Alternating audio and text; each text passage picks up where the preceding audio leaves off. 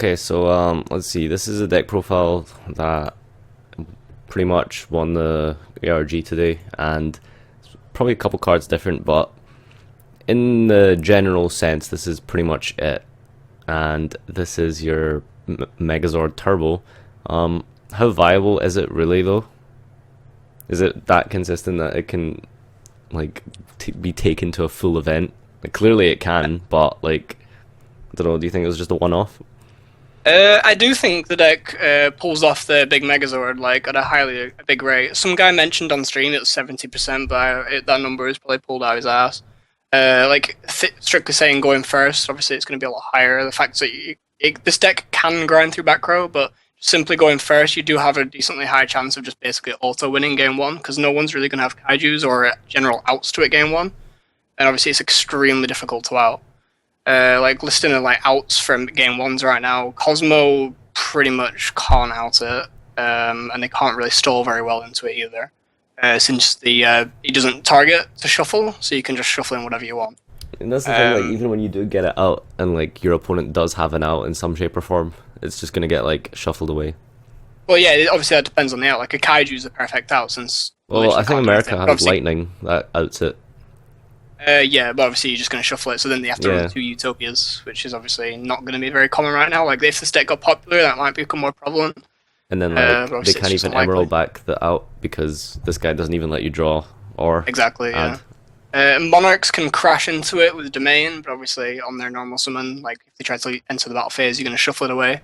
But obviously if they have a way of normal summoning twice, etc., or if they normal summon in your main phase 2, you're going to have to be forced to shuffle that away, etc.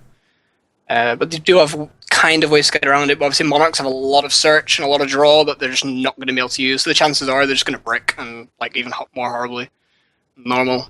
I think it'd be very absurd for Monarchs to be able to out this with like Mistake on board. That's the thing. Yeah, exactly. It'd require a really strong hand. So apart from like Towers Turbo, what does this thing actually do? Apart from like that, when it can't like make. Well, because a lot of them float, like red going to grave, like is obviously like a +1 and gets you a card back. Blues +1. You have a lot of natural advantage that like all the cards do stuff, and you have a lot of quirky things like the field spell gets around notice, and so you can't notice the summon of it. And obviously, if they notice the effects, then you're going to start triggering stuff. The level 1's just like amazing. It's like a +2 in most scenarios. +1, sorry. Obviously, if you get a red and then you're triggering a green grave to trigger a red that you're discarding, etc., it can get out of hand very, very quickly. The Quantal XYZs are like really, really strong in the meta right now, especially against Pepe. So like, see this little fairy thing, by the way, this is pretty much just like a tin can, but the thing's actually triggering the graveyard. Well, I wouldn't say it's tin can, because obviously it's a main phase effect. It's better. But obviously it's a massive setup card, a massive advantage card, very, very versatile. The fact that it can like reveal itself is just like so unnecessary, it's unreal. And then it's got like so much toolbox stuff in the extra deck. Extremely well. Like having 2 normal summons, a level 5 and a level 4 to work with off 1 card is like ridiculous. Reasoning's really, really strong, because even if you miss, like if you miss a red or something, obviously you get its effect. There's a lot of them that you get their effects. Is it easy to set up the towers, like if you don't like open it? So like, can you kind of like grind through your opponent's turn and then like kind of set it up after? It's like on that first game that we were showing off, where I made the 2 XYZs and I basically got to choose what XYZs I made. So I made the 5 and the 4, or the 3 and the 5, sorry. Yeah, with the so obviously against Pepe, that's a really strong thing. Yeah, so then say they push through that, all I would have to do at that point then is draw into a way of making a rank 4 to make the green guy. So then say that might successfully landed, or say they noticed it through an instant fusion or something, per se. Then I could still use the field spell and then not contact fuse, sorry, like XYZ into Magnus using the materials in the grave, and again that isn't noticeable, strikeable, sorry. So the fact that you can just use 1 card to summon a 3 material Magnus from the graveyards, like amazing, and you can use that as a bit of a game plan. So say you just throw an XYZ at them here and there, grind through a bit of resources, and then they're obviously going to be down on resources as well, and then you just drop the field spell to summon a big 3/6 guy from graveyard. Like, that's immense. What's the hardest matchup for this deck? Is it just like going second, really, through like, back row? back row like can be difficult, but it can also get through them very, very quickly. Like as I said, like it can like work through certain back row. But I think stuff like Cosmojo is like they're really big problems because you really don't want your stuff getting banished at all. You can't really, you don't want to have to be able to bait out like a Tin Man. Like, if you can't make Magnus, you can't really get through anything. Like you can't obviously cast out. Like that's what the Utopia, the Lightning, is obviously like helps for. It just means you've got one level 4 that can basically get through anything. But obviously we don't really have that. But otherwise, you can't get through. Like, say they got Tin Can with DD in hand, what do? Like, you literally have to like bait it out and then make Magnus, and that's really unreasonable.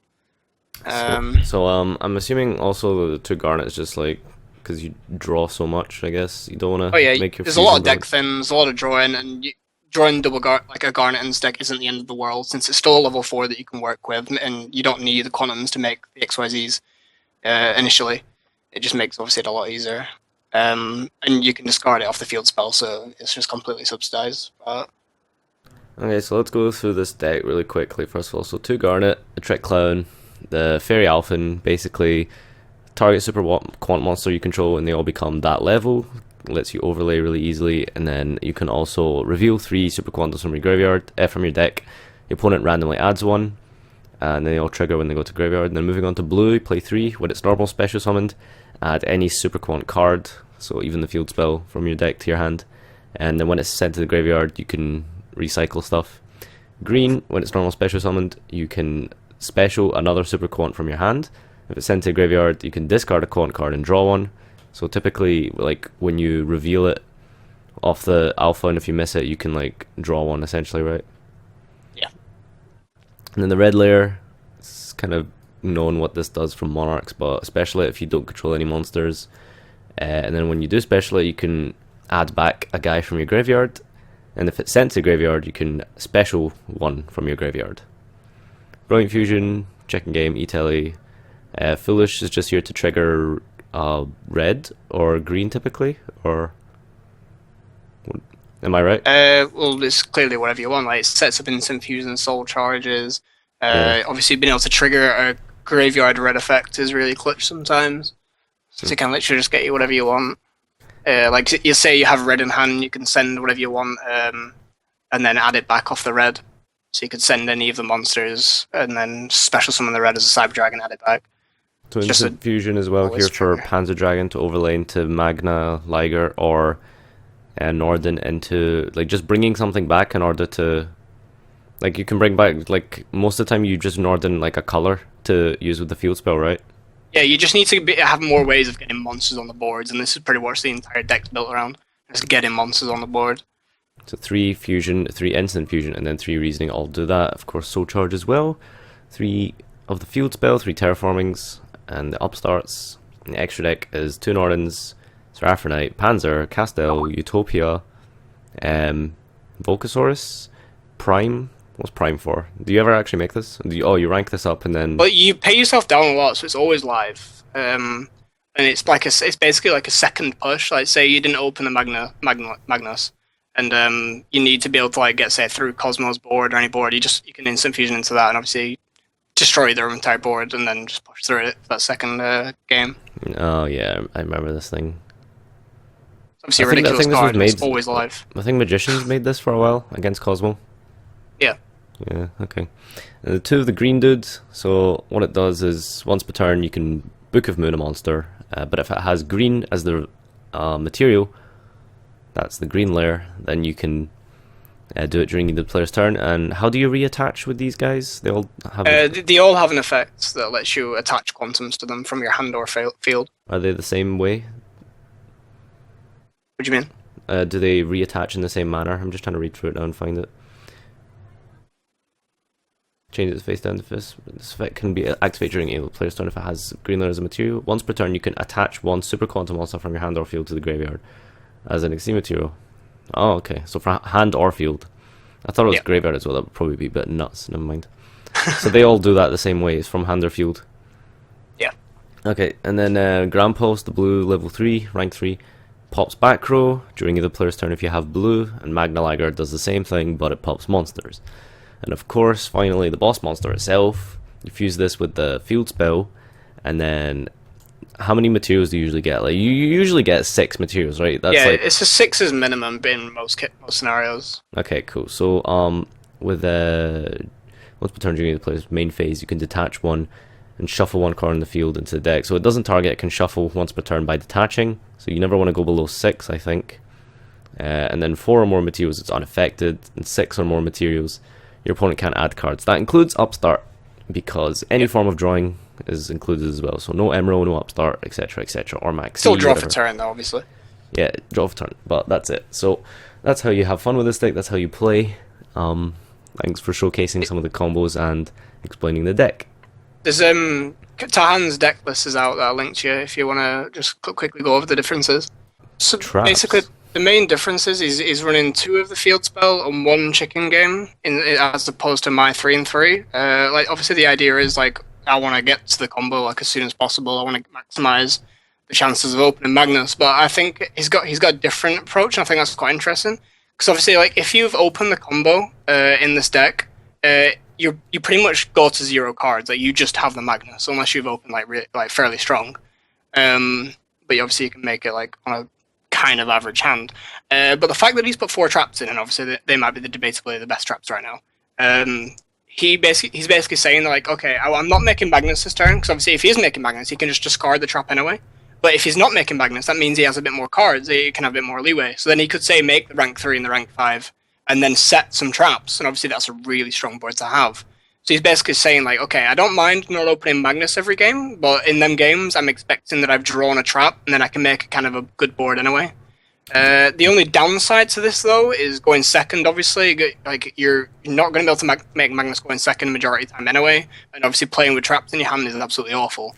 So I think that probably having these traps is not that great for his build, though, because, like, I mean, most people want to go first this format. Exactly. I don't think that's a very good call, but I understand the theory that he's put behind that, or whoever built the deck put it behind that. I think it was someone else. So basically, he just has, like, a going first deck, and you have, well, the more turbo version, I guess, of trying to get into Magnus ASAP. Obviously, mine can go second a bit more easier as well, because you can play into the back row. You can't play into back row with traps at all in this build, obviously. The fuck are you meant to call? Like, the deck runs a lot of 4s, since it obviously runs a Brilliant Fusion engine, so that's inherently another 3 4s, but the 4s are also the worst ones for me to hit, so it's like, you don't know whether just to pretty much have a higher chance of me hitting not hitting a monster, or just hopefully I won't get a blue, because like, blue is the generically best one, since obviously it's a searcher. So, like, at the start of the game... Is blue not a 3?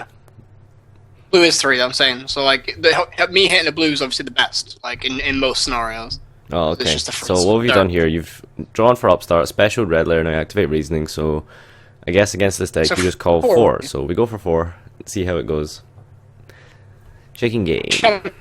I will hit. Charge, lol. The field spell. The 3. Oh, the 4, never mind. Woo, got it right.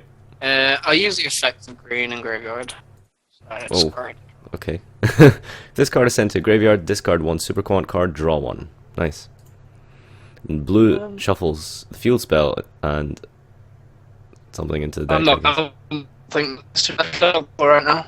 Like, like in case I drew like a what's it called, instant fusion or cards like that. Obviously, it's a much different game. Like here, the hand's like fairly subpar, but I can still make some decent things. I could like have terraforming for chicken games, get a draw and hopefully draw like a green or an instant fusion, but that was like really subpar. So I'm probably gonna go. So special's a quantum from its hand when it's normal or special. The green one, yeah, when it's like a Goblin Berg. I see. So if I go for, let's have used a majority of effects this turn. It's quite awkward. Add a super quantum card. This is where you like top deck, like, I don't know, instant fusion. Is that like your best top deck right now? I probably should have used the chicken game first, since I probably got 2 or 3 cards, but if I drew a Brilliant Fusion, obviously that'd be really strong. Here, if I reason into green, it's really good. Okay. Reason into red puts you in a bad position as well. 4. Oh. Is that I got the rescue guy, so that's really strong. Alfan. So now, should be this guy and hopefully get a green. I've already used. Oh, do I like roll a dice here? Is it random? Yeah, Randomly so pick 1/2 one. fairy, 5/6 red. Okay. I got 1/2, so I got the fairy, which is probably not the worst one, but doesn't let me do loads. So now I get to use red's effect to summon green. The green can't activate its effects this turn. So I've got the field spell. I can use red to. I can use the fairy to copy a level of something, so that mitigates one of the discards. But don't think I can make the big dude. I can make 2 XYZs. Okay, cool. So if I copy. So you can go for Magna Liger, I assume. I can basically make any 2 ranks. He just Me too, overlaid XYZ. a 1 and a 3. What is going on? Its effect makes like levels different. Contribute this card if you down. Once per turn, target one super monster. All face-up monsters you currently control become that monster's level. All face-up monsters. That's kind of bad. It could technically be all level 3 right now, but So obviously the field spell doesn't care what levels they are. Oh, okay.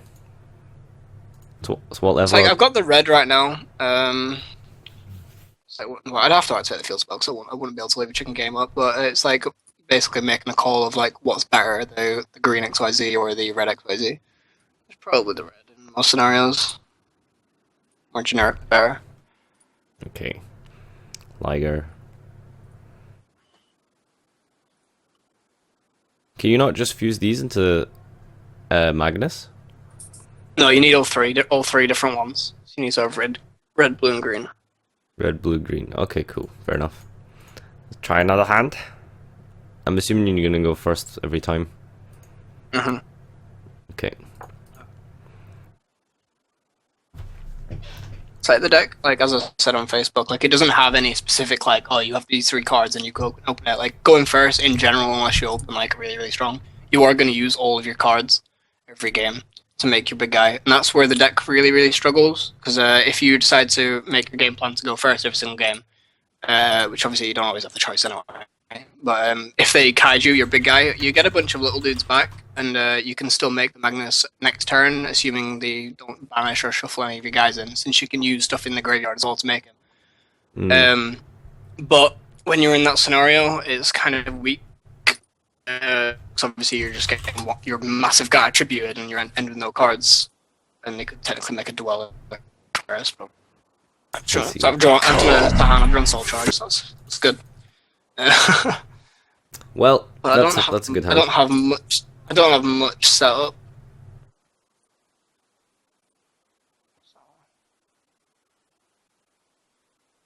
Hey, blue. Seems good.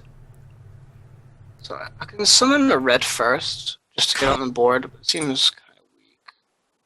I'll probably want to get more stuff into grave, don't I? So I'll do that first. Get more shit into grave. Because you can do like quirky plays like make the red dude, pop your own guys, soul charge them all back, make more XYZs, blah blah blah. Which is obviously really good.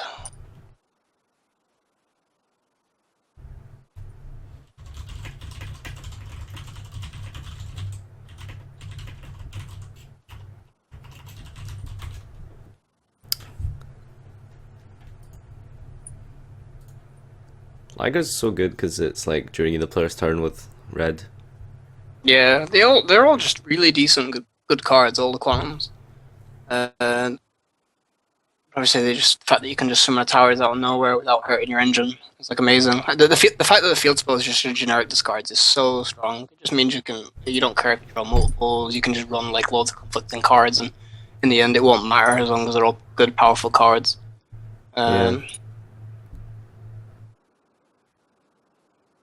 Different names you control. Target. I'm gonna target 3 exactly. them differently. I reckon I can do this a lot better.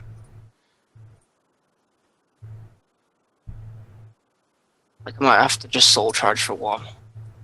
Soul charge for 1. Yeah, it's not the best. So I'll be in the same position, but I'm gonna discard 4. Soul charge. so I can get the search. Soul Charge 1, blue get something, blue get green, and then you discard with the field spell. Summon Grand Pulse, discard green, green effect. Oh, did you not normal this turn? That's crazy. No, that's what I'm saying. I took it back, so I special red, and then red with the field spell, discard the blue to rank up the red, and then soul charge the blue to get to the green.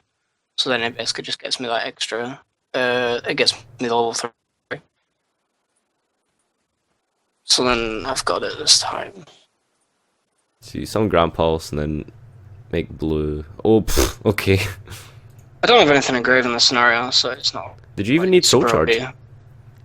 Well, I needed to Soul Charge to get the search before my normal summon. Oh, for green. Okay. Yeah, because otherwise I couldn't have got a green onto the board. I could have searched a green, but then I had to I had to search the field spell beforehand. Terraform. So blue pops back row, red pops monsters, green does what? Book of Moon. It's the Book of Moon. And then you make it with 1, 2, 3, 4, 5, 6, 7, 8, 9 materials, I think that was. 8 or 9. Yeah. Joke's on you, mate. I'm unaffected. Right, get you, mate. Okay. Stack a wee hand now, just with Brilliant Fusion. Just do a combo that involves Brilliant Fusion in some shape or form. I'll just give myself like Brilliant Fusion, Instant Fusion. Like, okay. They're obviously the best 2 cards in the deck. Like you can kind of expect to see. Like, you teleport in this hand already, and Reasoning and Soul Charge. It's like the deck's like full of like quote power cards already, so yeah, it's like fairly consistent.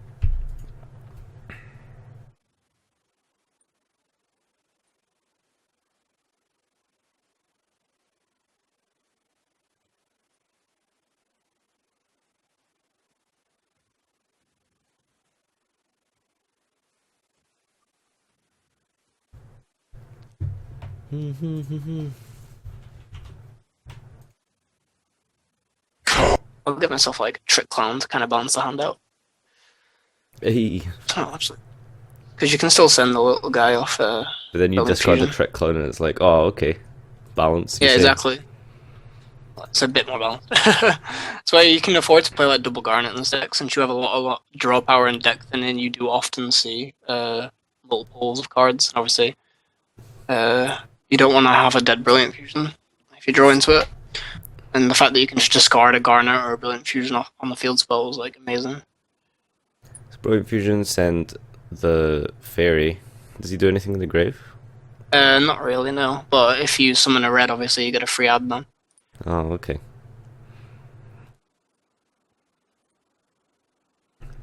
E-Tele for blue. Blue get red or green. I'm gonna have to get a field spell. If you don't open with a field spell like the terraforming or the field spell, you kind of have to search it at some point. Yeah. So it's like here, even if I miss the red, I have an instant fusion. So I can instant fusion into Panther Dragon and overlay the Seraphonite for the red dude normally. So you don't even need to technically get a red on board in these scenarios. Yeah. Panzer Dragon. It's a lot of stress off. 1, 2. So I was just thinking, if I get green, then red I'll have to summon the fairy dude, and fairy dude isn't very good to summon. So 3, 4, 5, 6. It's 1, 2 red then. Yep. So won't use green effects. I'll use a blue effect just to shuffle in one of these guys because it's a decent draw later on in the game. So what shuffled that one in? Blue going to grave. Oh, okay. And then red just gets a free add. I don't think it really matters what I add back. It's just gonna probably get discarded. Get a draw for that. I draw for what? You only draw for green if it goes to grave. I didn't really want to discard the field spell. Yeah, you field spell when you fusion. You discard green, no? Oh, I see what you mean. Like, yeah, if I had another card to discard, but yeah, I don't have anything I wanted to discard right now. Oh, okay. Let's make Liger. Field spell. Grand Pulse, discard Trick Clone.